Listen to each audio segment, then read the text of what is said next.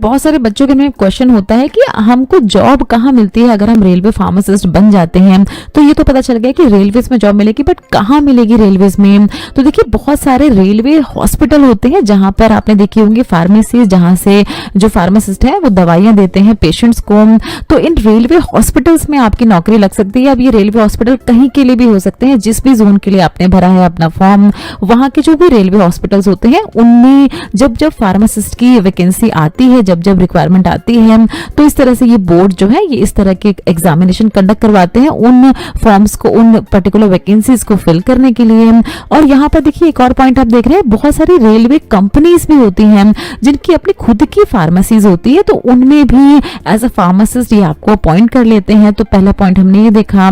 दूसरा देखिए railway pharma suppliers. अब देखिए बहुत सारी ऐसी कंपनीज होती हैं जो रेलवे हॉस्पिटल या रेलवे क्लिनिक्स वगैरह जो होते हैं उनको मेडिसिन सप्लाई करने का काम करती हैं।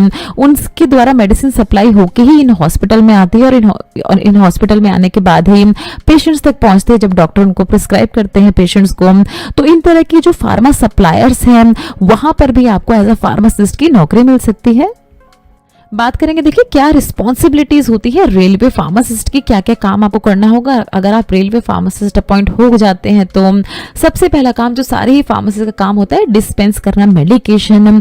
जो भी डॉक्टर प्रिस्क्रिप्शन लिख के दे रहे हैं वो आपको पेशेंट को डिस्पेंस करनी होगी।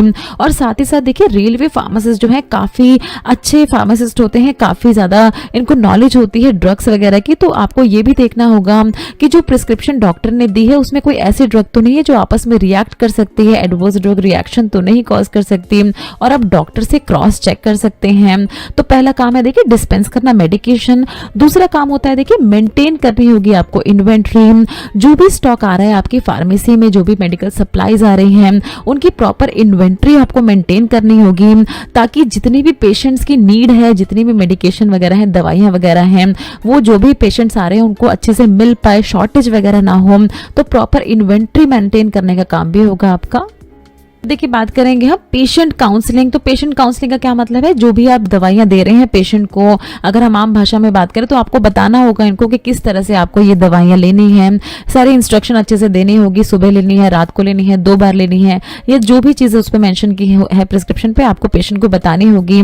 कोई अगर सीवियर साइड इफेक्ट होने वाला है किसी मेडिकेशन का तो वो भी आपको पहले ही पेशेंट को बता देना होगा।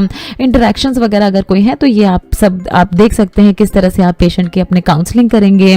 फिर है देखिए collaboration with health care team. अब देखिए जब भी आप किसी हेल्थ केयर प्रोफेशनल में होते हैं तो सिर्फ आप अकेले ही नहीं होते हैं, हमारे साथ डॉक्टर्स होते हैं, नर्सेज होती हैं। तो हमें सबसे अच्छे से बना के रखना होता है ताकि जो भी हम अपने नॉलेज हैं वो सबके साथ शेयर कर पाए। तो कोलैबोरेट करना होगा आपको सारे अपनी हेल्थ केयर टीम्स के साथ, अपने जो थॉट्स हैं वो समय समय पर शेयर करने होंगे ताकि उनको आपके बारे में पता चल पाए कि आपकी पूरी फार्मेसी में क्या चल रहा है, और आपको पता चल पाए कि उनके नर्सिंग स्टेशन पे ये जो डॉक्टर्स है वहां पर क्या क्या चीजें आ रही हैं, क्या क्या नई बीमारियां आ रही हैं। लास्ट में देखेंगे देखिए एडवर्स ड्रग रिपोर्टिंग। मतलब जैसे कि हमने बताया अगर प्रिस्क्रिप्शन में आप कोई ऐसे ड्रग्स देख रहे हैं जो आपस में रिएक्ट कर सकती हैं तो आपको डॉक्टर से क्रॉस चेक जरूर करना होगा।